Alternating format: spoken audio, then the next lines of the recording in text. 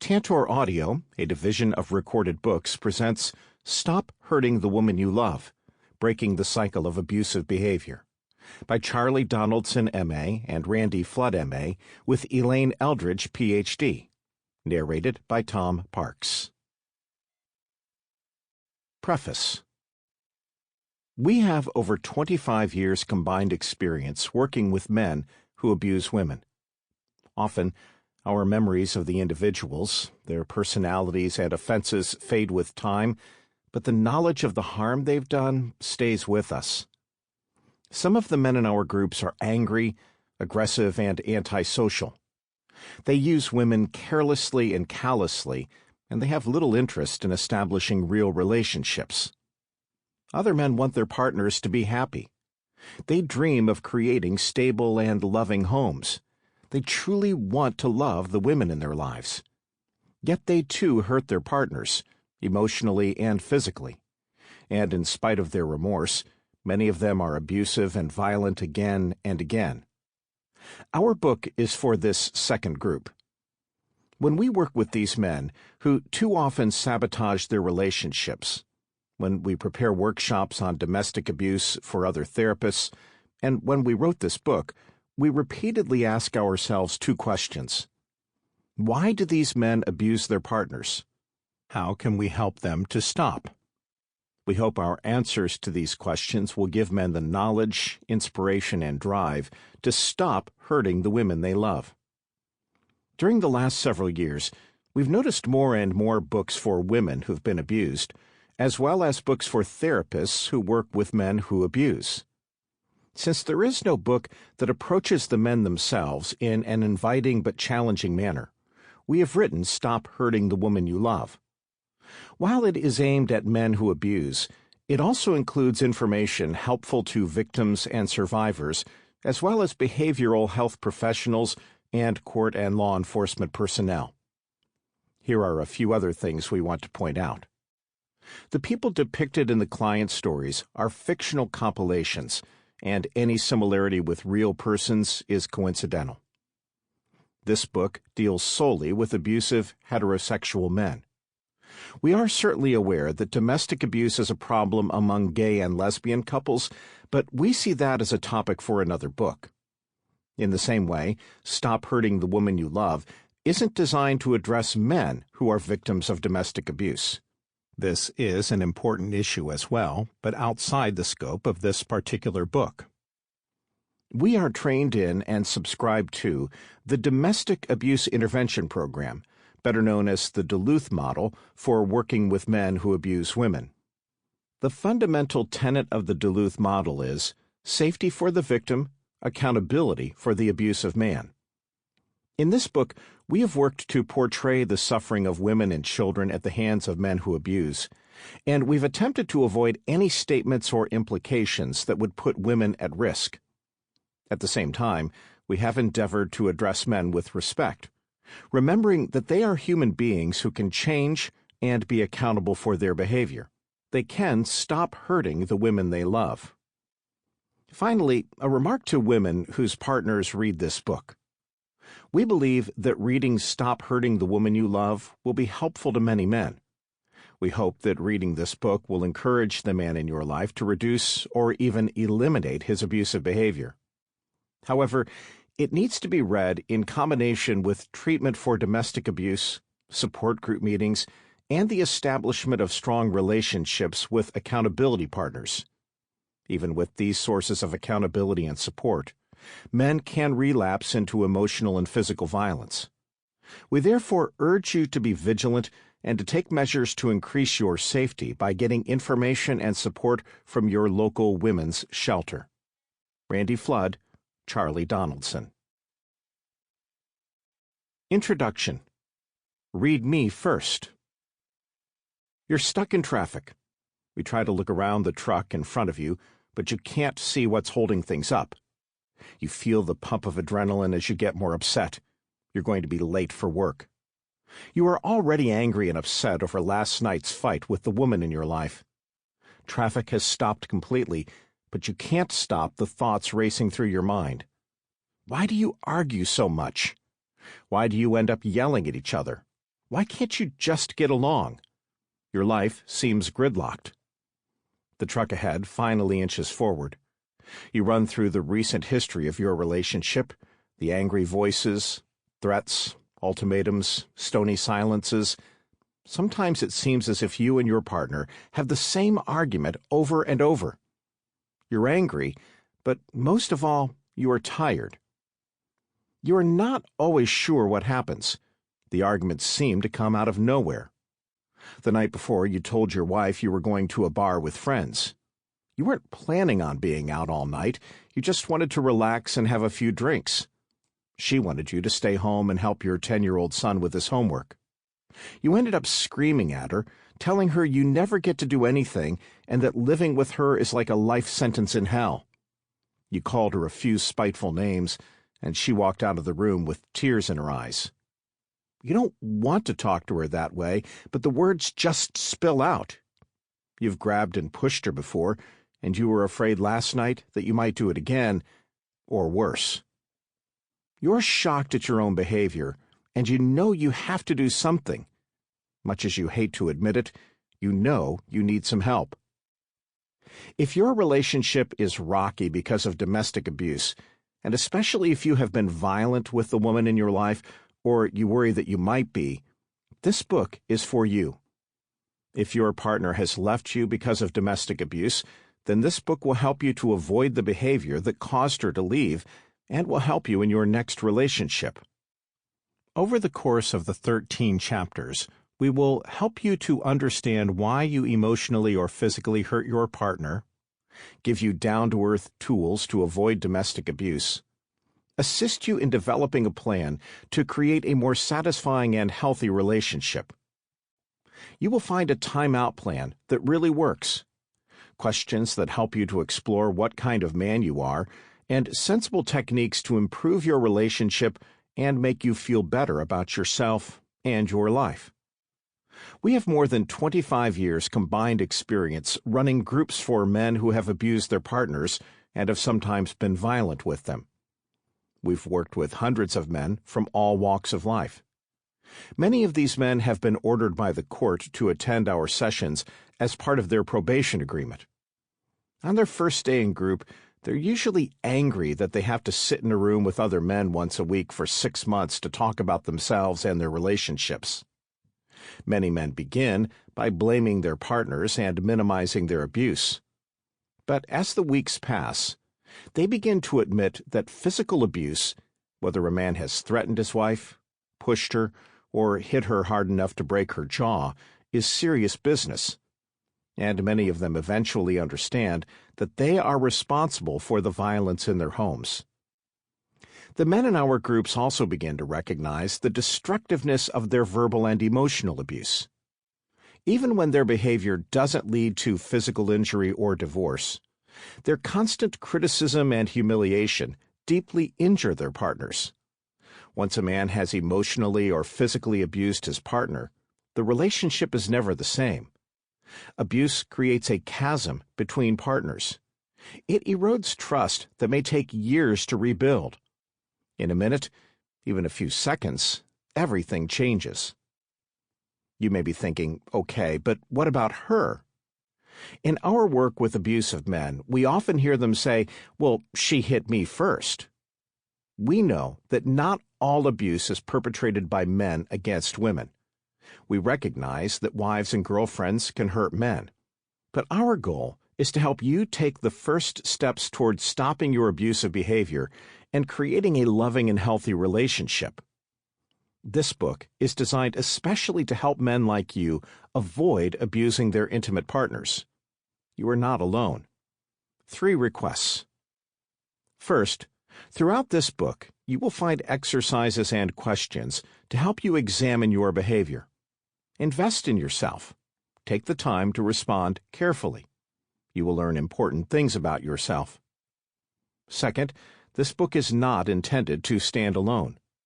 We encourage you to participate in group or individual counseling with a therapist who has specialized training and experience in working with men who have abused their partners. If you are fearful that you may injure your partner, we urge you to get professional help immediately. You can also log on to our website, menscenter.org, for further information. The resources section at the end of the book lists additional websites. Third, we ask that you read this book with courage and determination. If you are like many men, you're probably angry with your partner and blame her for provoking you to abuse. Throughout this book, we will continually ask you to do something that is difficult and sometimes painful, to change your focus and take a look at yourself and your behavior. We know from our experience working with men like you that you are up to the task. Although men who attend our treatment groups initially resist exploring their attitudes and behavior, many end up finding the process to be worthwhile and make significant changes in their lives. Many report that they are less abusive, argue on fewer occasions, communicate more deeply, and are happier in their relationships. Some make temporary changes and then fall back into abusive behaviors. Others approach their lives with a new sense of accountability and diligence. Most important, many of these men avoid violence. We know that you may sometimes feel like flushing this book down the toilet. Don't. It will plug up your toilet, and your life and relationships will only get worse. Chapter 1. It started so well.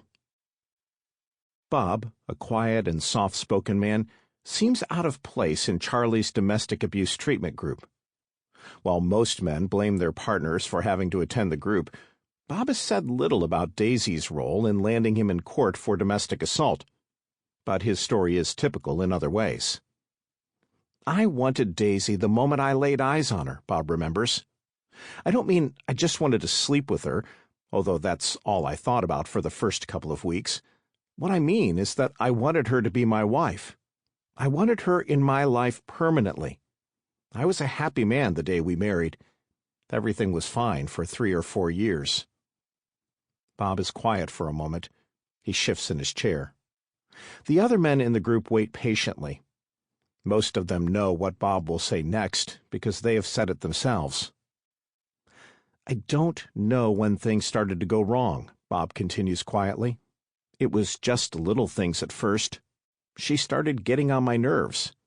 When we were first married, she'd usually go along with what I wanted. We never argued much. But after a while, we started to disagree more and more, and I got tired of trying to explain my point of view to her. I mean, how many times can you repeat the same thing? Charlie asks Bob to explain one of these repetitive arguments. Well, for the first 2 years we were married, we lived in an apartment, and we always spent Thanksgiving with her folks. That was okay with me, because my family lives about 6 hours away. But after we bought our house, she insisted on having her family, all 16 of them, to our house for Thanksgiving dinner. I didn't mind having them over, but I explained over and over that I really didn't want to be Mr. Host. She wanted me to talk to her sisters' husbands, make sure everyone had something to drink during the game, that sort of thing. I mean, it was a holiday. All I wanted to do was eat and watch football like everybody else. We had the same stupid argument for about 3 years. It always started out as a discussion, but it always ended up in an argument. Bob slumps in his chair. I don't see why she couldn't go along with me. It really wasn't that important. Having her family over was important to Daisy, Charlie points out. So what happened last November? There's not much to tell. We argued again, but it was different this time. She raised her voice, and I started shouting too. I suddenly found myself holding her by both arms, shaking her. She screamed at me to let her go. I put my hand over her mouth to keep her from yelling, and all of a sudden I realized what I was doing and let her go. She ran out to the garage, locked herself in the car, and called 911 on her cell phone. So here I am. Bob's story is not unusual. Some of his experiences may be similar to yours. Like him, your relationship with your wife or girlfriend probably began on a positive and happy note. Being with her was easy. She made you feel good about yourself. For a while, life only seemed to get better. You thought about her all day long and couldn't wait to see her in the evening. Sex was great. Life was good. Something happened. But after a while, maybe months, maybe years, something seemed to go wrong. You didn't always want to do the same things or go to the same places, and your disagreements turned into arguments. Your disputes grew louder and more frequent. It seemed as if she deliberately did things to irritate you. She spent hours on the phone talking to friends. She seemed more interested in the kids than in you, and sometimes she didn't pay attention to you at all. She lost interest in sex. In fact, you hardly had any sex life at all. Your life with her deteriorated to the point that some nights you didn't even want to go home. When you did arrive home, there were explosive arguments, and you found yourself yelling at her, perhaps calling her names and criticizing her. You may have threatened her. And one day, like Bob, you found yourself going over the edge. You grabbed her by the arms or pushed her hard against the wall, or perhaps you even hit her. Whatever you did, it scared her. She didn't trust you anymore, and you knew you had gone too far. You were probably shocked by your behavior. Your violence seemed sudden and uncontrollable. You felt guilty, and you promised yourself and her that you would never behave like that again, and then, maybe, you did. You knew you wanted to stop. That something is you. But what happened to the good times? How did a relationship that began with love and mutual commitment disintegrate into arguing, name-calling, pushing, and hitting? Most men have their ups and downs, and coming home after work to a weed-choked lawn, too many bills, a whining toddler, and an indifferent wife might irritate any man. But you are more than irritated. The problem you are experiencing goes deeper than that. When things don't go the way you think they should, you sometimes find yourself in a sudden rage, and you want to blame her for making you angry. You may think, why should I have to work so hard when she can't even keep the house clean? Why doesn't she understand that Sunday is my only day off, and I shouldn't have to waste it at her mother's for dinner? Why does she always criticize my drinking when all I want is a couple of beers to calm myself down? If she would do what you wanted her to, you may think, the arguments would stop. If she would stop making you so angry, you wouldn't find yourself on the verge of pushing or hitting her. So, you tell her that you want a clean house, that you don't want to go to her mother's, that you have a right to drink a few beers. But she doesn't get the message. When talking doesn't work, you try raising your voice to get her attention and make her agree with you. Maybe you shout and slam your fist on the table. Maybe you storm around the house but refuse to talk. You insult her, criticize her behavior, call her names, and eventually, perhaps, you grab, push, hit, or choke her. Domestic violence is the ultimate way of letting her know that she'd better pay attention to you. Some men think that unless they have actually hit their partner, they are not guilty of abuse. No one calls 911 when they threaten or insult or yell at their wives or girlfriends. If the police aren't standing in my living room, a man may think, how could I be accused of abuse? But abuse takes many forms. Domestic violence that results in a physical attack on your partner is one obvious form of abuse. But behavior that threatens, intimidates, or constantly demeans your partner is also abusive. In fact, for many women, the scars of emotional abuse often last longer than those of physical abuse. There is hope. You already know that to have a happy and healthy relationship, you will need to avoid emotional abuse and domestic violence. We don't need to tell you that. And you probably suspect that to revive the love and happiness you once felt, and to regain your partner's trust and affection, you will need to make some major changes in your life. We want to help you with those changes, not only because you may be able to salvage your present relationship or avoid torpedoing a new one, but because it is the right thing to do. Hurting our partners, physically or emotionally, is never justifiable. Changing your behavior doesn't mean turning yourself into a saint. The changes we're talking about involve taking control of your life so that you can be the man you want to be. It means being the best part of you. It means learning to respect the woman in your life by seeing her as a person like you. You can have a loving, trusting relationship unmarred by physical or emotional abuse. You may think, but what about her? Shouldn't she have to change? She could certainly stand some improvement. It's true that she could probably change. Most of us could improve our behavior. But if you are serious about avoiding domestic violence and saving your relationship, the changes will need to start with you. And the truth is, you can't make her change. You can only change your own behavior. Although domestic abuse damages your partner and your relationship, healing begins when you take responsibility for your behavior and start on the journey of personal change. If your partner has already left you because of domestic abuse, you are faced with the probability that no amount of change and good behavior on your part will bring her back. A relationship that has suffered serious abuse sometimes cannot be healed. But you probably don't want to live alone for the rest of your life. Sooner or later, another woman will catch your eye, and when she returns your glance, you will want to be ready to begin a relationship without the shadow of domestic abuse. If your partner is still with you and remains committed to working on your relationship, then the success of your commitment depends on your willingness to work on you. Your act of emotional or physical violence may seem to have come out of nowhere, happening so suddenly that you couldn't control it. But in fact, you can learn to understand and change the attitudes and beliefs that lead to abuse. You can let go of trying to control her and instead control yourself. This is the work that will keep you from hurting your partner again.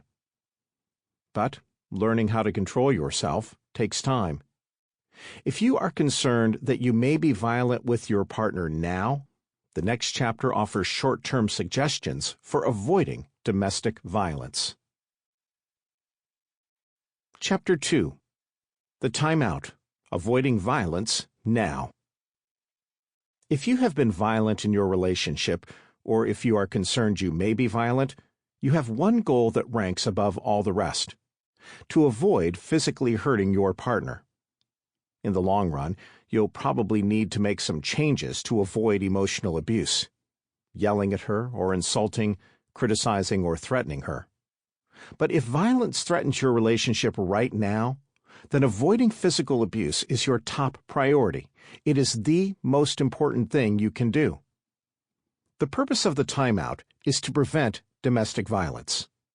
Some men can remain in the same room with their partners during an argument without becoming abusive. Others have more trouble managing their feelings and behavior, and they need to physically leave to avoid violence and abuse.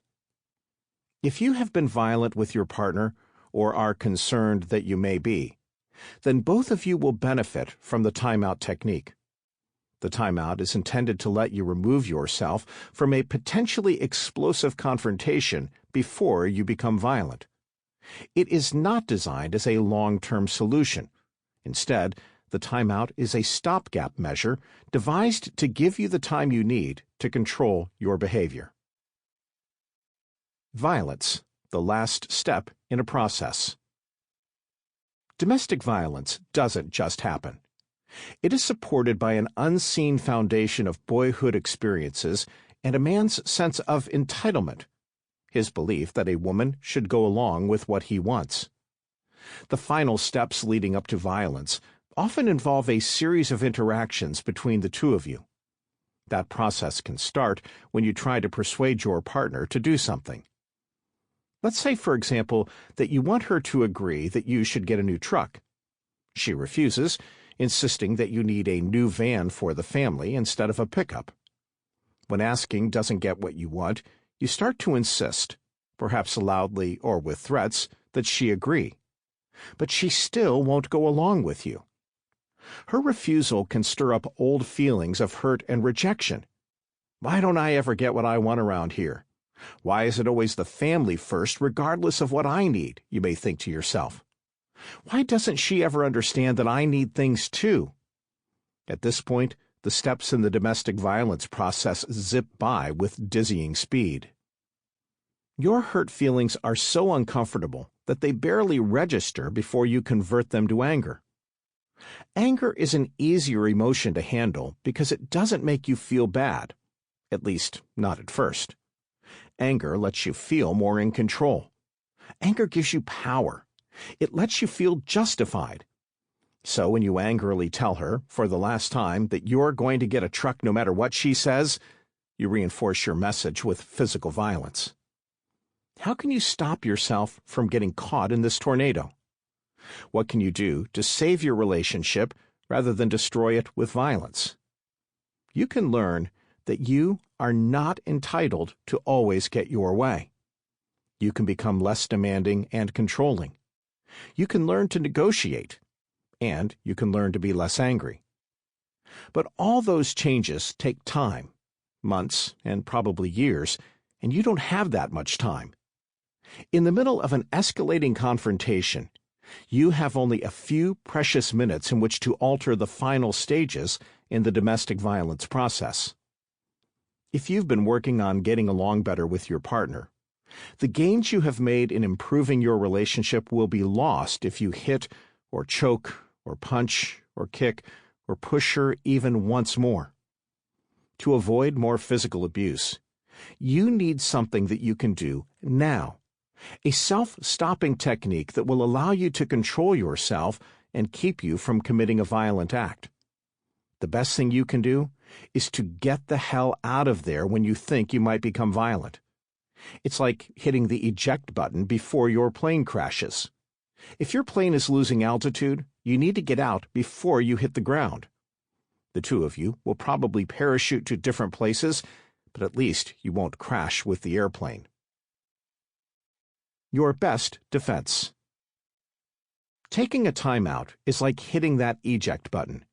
It is your best defense against yourself, the hurt, angry, violent you. Used properly, the timeout can prevent you from committing an act of domestic violence and can contribute to a healthy relationship. It is a way of honoring yourself and maintaining the safety of your partner.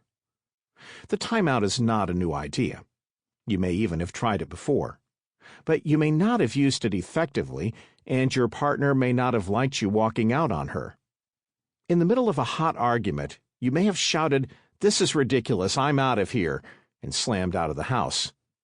But whatever you were talking about wasn't resolved. Your partner felt cut off and discounted, and you probably came back pretending that nothing had happened, making things even worse. You may say, "Well, what if she hits me first? She needs to take the time out." We know that some women can be aggressive and violent, but you are probably much stronger than your partner is, and therefore more capable of injuring her. Even if both of you are physically aggressive, you're the one who is more likely to cause significant injury, so the timeout becomes your responsibility. Finding your exit point. To use the timeout properly, some preparation is needed. First, you need to identify your exit point. Second, you need to request your partner's cooperation. The exit point is the moment at which you can still get yourself to leave to avoid hurting the woman you love. Once your anger has boiled beyond your control, it will be much harder to stop yourself from completing the steps in the domestic violence process. Anger doesn't cause violence, but it can exaggerate your feelings of hurt or entitlement when your partner doesn't behave the way you want her to. To identify your personal exit point, you need an internal anger thermometer. The scale on the thermometer below goes from 0, freezing, to 100, boiling. Most men call the range from 20 to 40 degrees irritation. Your brother-in-law who knows everything won't stop talking. You need 4x4s cut at the lumber yard, and no one seems to be working there. At 60 degrees, you are probably angry. You feel justified in telling off a coworker who has taken credit for your work, even though you know it will cause trouble at your job. You bark at your wife. Sample complete. Ready to continue?